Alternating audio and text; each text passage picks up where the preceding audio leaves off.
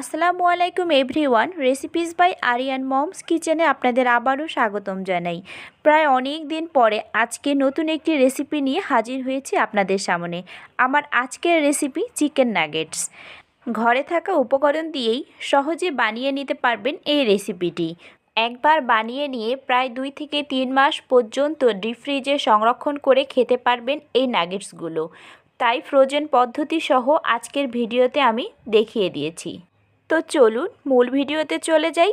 Chicken nuggets বানানোর জন্য আমি এখানে প্রায় 1.5 কাপ পরিমাণ মুরগির বুকের মাংস নিয়ে নিয়েছি। ব্লেন্ড করার সুবিধার্থে মাংসগুলোকে ছোট ছোট টুকরো করে কেটে নিয়েছি।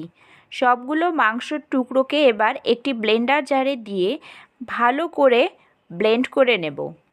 আপনারা চাইলে চিকেনের টুকরোগুলোকে শিলপাটায়ও ভালো করে বেটে নিতে পারেন। আমার চিকেনগুলো ব্লেন্ড করা হয়ে গিয়েছে। আমি একটা চামচ দিয়ে উঠিয়ে দেখিয়ে দিচ্ছি যে কতটুকু মসৃণ করে ব্লেন্ড করে নিয়েছি। এবারে লাগবে আমাদের কিছু পাউরুটি। এখানে আমি প্রায় 5 পিস পরিমাণ পাউরুটি নিয়ে নিয়েছি। যেহেতু আমার পাউরুটির সাইজগুলো একটু ছোট, তাই 5 পিস নিয়েছি। আপনারা যদি একটু বড় সাইজের পাউরুটি নেন তাহলে 4 পিস নিলেই হবে। পাউরুটির সাইডের যে ব্রাউন অংশগুলো আছে সেগুলোকে আমি একটি নাইফ দিয়ে ভালো করে কেটে নেব। কেটে পাউরুটির সাদা অংশটাকে নিয়ে নেব।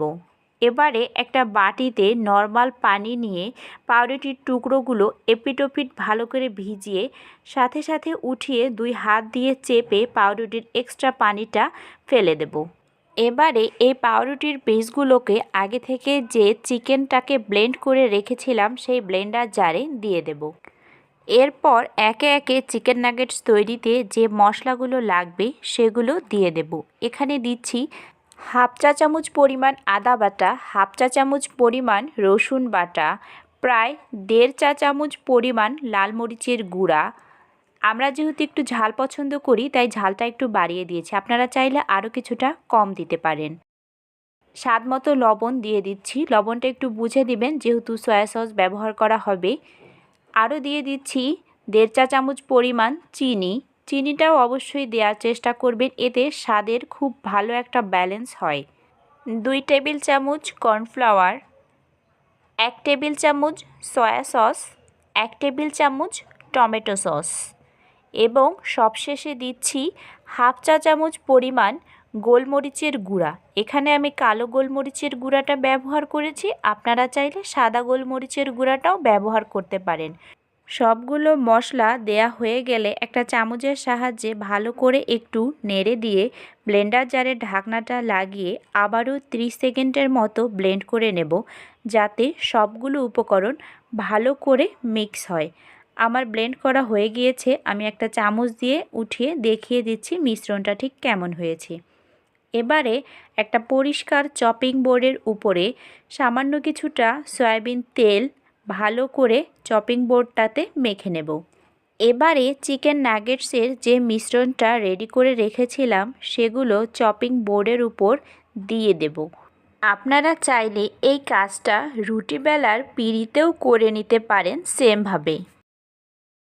এবারে হাতে বেশ অনেকটা তেল মাখিয়ে নিয়ে চিকেন নাগেটসের মিশ্রণটাকে ভালো করে একটু মসৃণ করে নেব। মসৃণ করে একটা স্কোয়ার শেপ দিয়ে দেব। এবারে একটা ছুরির সাহায্যে চিকেন নাগেটসের এই মিশ্রণটাকে ছোট ছোট স্কোয়ার শেপে কিছু দাগ দিয়ে দেব, যাতে চিকেন নাগেটসের টুকরোগুলো বের করে নিতে সুবিধা হয়। ভিডিওটি ভালো করে দেখলে আশা করি বুঝতে পারবেন আমি কিভাবে চিকেন নাগেটসের শেপগুলো দিয়ে দিয়েছি।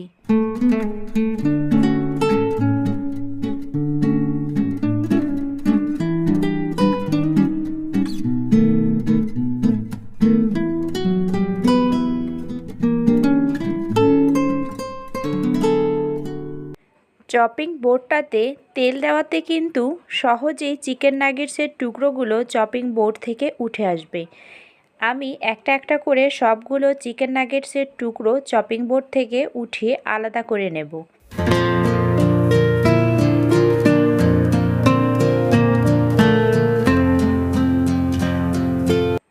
সবগুলো চিকেন নাগেটসে আমি সেমভাবে উঠিয়ে নিয়েছি।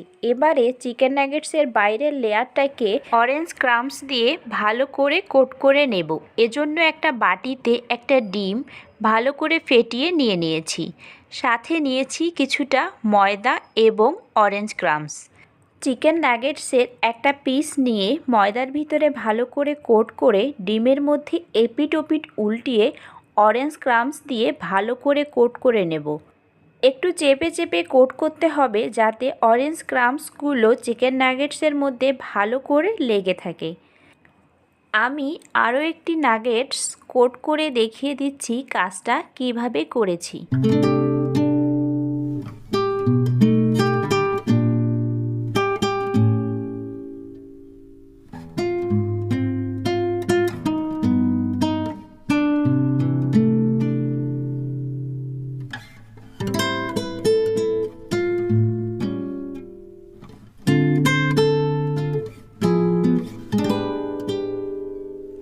আপনারা চাইলে ব্রেড ক্রাম্বস দিয়েও চিকেন নাগেটসের বাইরের লেয়ারটাকে কোট করে নিতে পারেন। আমি অরেঞ্জ ক্রাম্ব দিয়েছি যাতে দেখতে কিছুটা অ্যাট্রাকটিভ লাগে।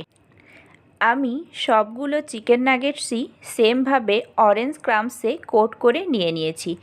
দেখতেই পাচ্ছেন সবগুলো চিকেন নাগেটস কতটা সুন্দর দেখাচ্ছে।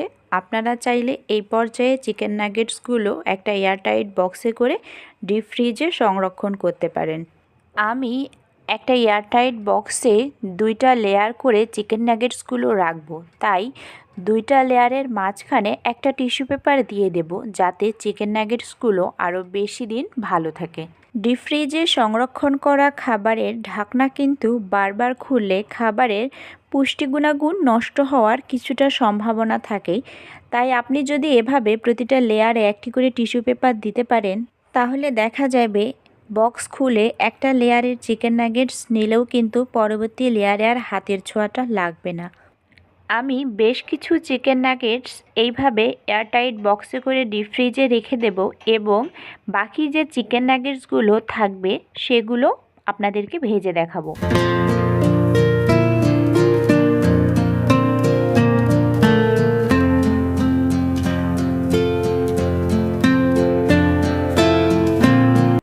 চিকেন নাগেটসগুলো ভাজার জন্য চুলায় একটি পরিষ্কার কড়াই বসিয়ে তাতে পর্যাপ্ত পরিমাণ সয়াবিন তেল দিয়ে দেব। তেলটা সামান্য কিছুটা গরম হলে অর্থাৎ উষ্ণ গরম হলেই চিকেন নাগেটসগুলো দিয়ে দেব। চুলার আঁচটা মিডিয়াম টু লো ফ্লেমেই রাখবো যাতে চিকেন নাগেটসটা খুব ভালো করে ভিতর পর্যন্ত কুক হয়। চুলার আঁচটা বাড়িয়ে দিলে দেখা যাবে বাইরের লেয়ারটা খুব তাড়াতাড়ি কালো হয়ে যাবে কিন্তু ভেতরে কাঁচা থেকে যাবে এবং অরেঞ্জ ক্রাম্বসের কালারটাও নষ্ট হয়ে যাবে। তাই একটু সময় নিয়ে ভালো করে চিকেন নাগেটসগুলো উল্টে পাল্টে ভাজতে হবে। আমার এই চিকেন নাগেটসগুলো ভাজতে প্রায় 7 থেকে 8 মিনিটের মতো সময় লেগেছে।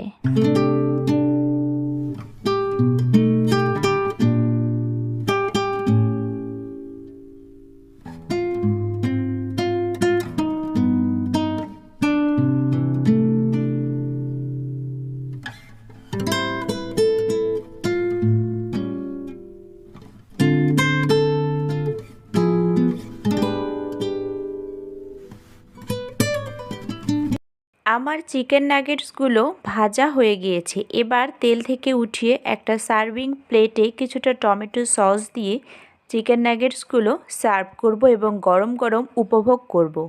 চিকেন নাগেটসগুলো দেখতে কিন্তু খুবই লোভনীয় হয়েছে এবং খেতেও কিন্তু হয়েছিল মাশাআল্লাহ।